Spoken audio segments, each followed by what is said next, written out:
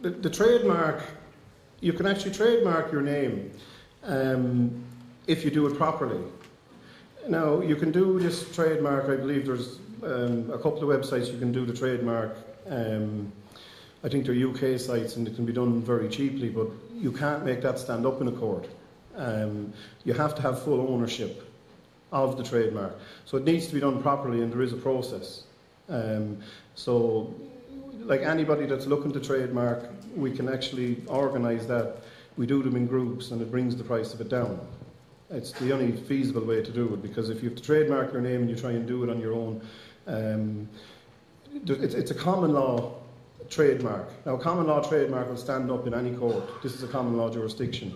There's no problem. Once it's done correctly and you can stand on it in court, there's no problem. But you have to do it properly. There's no point in doing it on some website for a tenner or something and expecting it to stand up in court. Because you don't have to do it. Well, the reason is you can protect yourself with it. Some people actually laugh at the notion of it, but in reality, okay, if you, through your sitting room window, if you're on the main street, and you plant a lovely yellow arch in your garden, and you start selling burgers and chips out through your sitting room window, how long do you think you're going to stay in business? Well, you'll get a cease and desist letter within 3 days. And if you don't do what it says in that cease and desist letter, you'll be in the court within another 3 days. And you will see what trademark law is all about then, because they can enforce it. What? In a group, you can do it for €350 in a group. It'll cost you, if you do it on your own, you can do this on your own, you don't need any help. It'll cost you, I'm not sure, I think it's about 1,200 quid if you do it yourself. But you can investigate all of this. You don't need anyone to do it for you, it can be done. But like we do them in batches, and that's the cost of it, because there's other costs involved in doing it, and it has to be published in national papers and, on a few occasions and stuff as well. So there is an expense to it. Is that?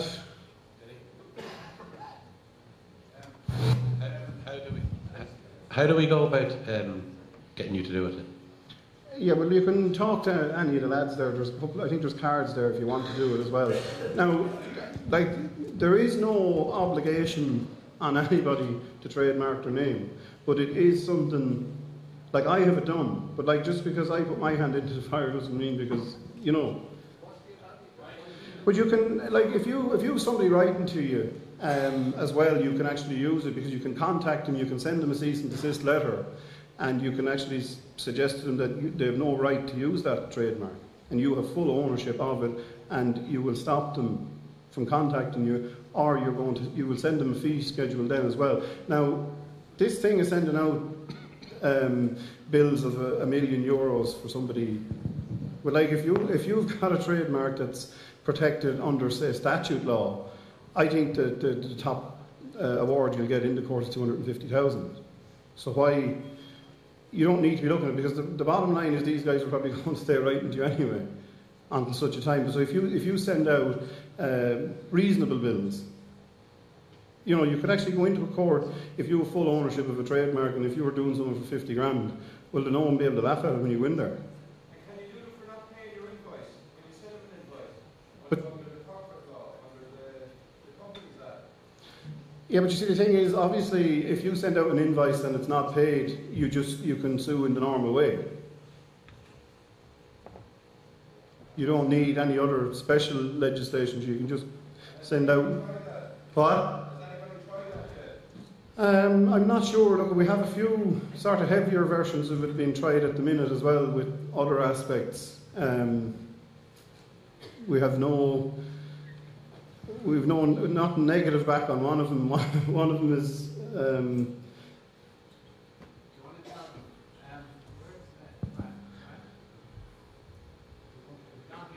There we go. You want to discuss it? Will I give you a microphone? What?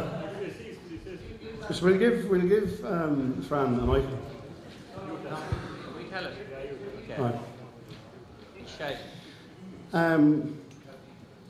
Right, but look, the man has been made bankrupt here, and the guys involved are telling him how much butter he can put in his bread. And, you know, should have might as well have jailed him. He'd probably be, was to keep him away from some of these women. But what we've done is, his name is Trademark, and he has now sent. You see, what happens when they bankrupt him, it costs the bank a good few quid to bankrupt you. But the bank have to assume all liabilities after. This is part of that contract. So they have to pay everything. So Fran has sent him in a bill. He owes them X amount of euros. And he has sent him in a bill for just above it. For the use of the name. And the first time he served it on the guy who was handling his bankruptcy, your man laughed at it and he handed it back to him. And Franz just said, well, keep it anyway. And then he came home and he registered and he sent it back into him again. But he didn't get it back the second time because he sent it in with other documents as well. And so far he hasn't heard anything now. It's a couple of, how many? It's a few weeks, isn't it? So it's 4 weeks now since this was done. See, but all we're looking for, you see, we're not actually looking to upset the guy from the High Court, and we're not doing anything. What we're trying to do is turn it back on the bank, because the bank have agreed to pick up the tab. Now, all he has done is he has sent an invoice, a bill, right, which is covered on the bills exchange. So it's all done legitimately, and he owns the actual trademark. So he's telling your man, that's all very fine and dandy, you can do that, but you must pay me that to put it. He has to, as part to finish the bankruptcy, he has to put something in the paper with Fran's name on it. So for him to do that, Fran is saying, well, you can do it, no problem, but there's the fee. So what he's trying to suggest to them is, you pay me X, and when you get that, because the bank have to pay it, not the High Court, we're not upsetting the state and there's no taxpayers' money involved, the bank have said they'll cover this.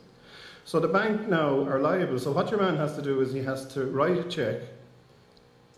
This is what we're hoping for anyway. He writes the cheque, he pays Fran the fee, but obviously Fran's not allowed to accept the money because he's bankrupt, so this guy pays the cheque to himself because he's in full control of Fran's account. So he has to lodge it into Fran's account.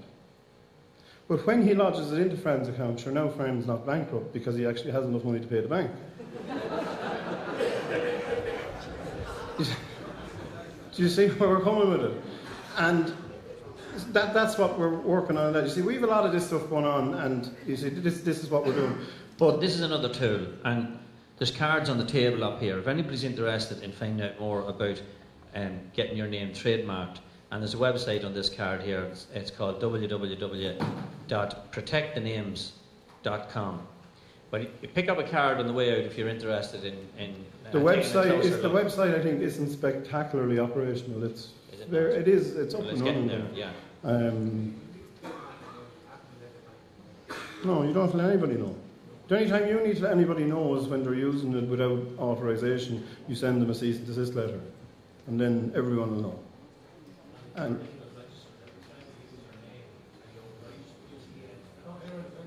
no, because you see, you don't have to put TM after anything on day-to-day usage. You just own that trademark. And it's only until somebody actually infringes on the trademark that you would actually let them know, look, you can't use this.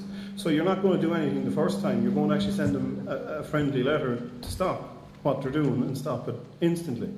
If they do it again after that, then you send them a fee schedule with the actual cease and desist letter, and if they do it again, then all you do is you send them an invoice. And what you can do then is, like, that can be stood up in court then, because all you're liable to do in court is prove that you actually own the trademark.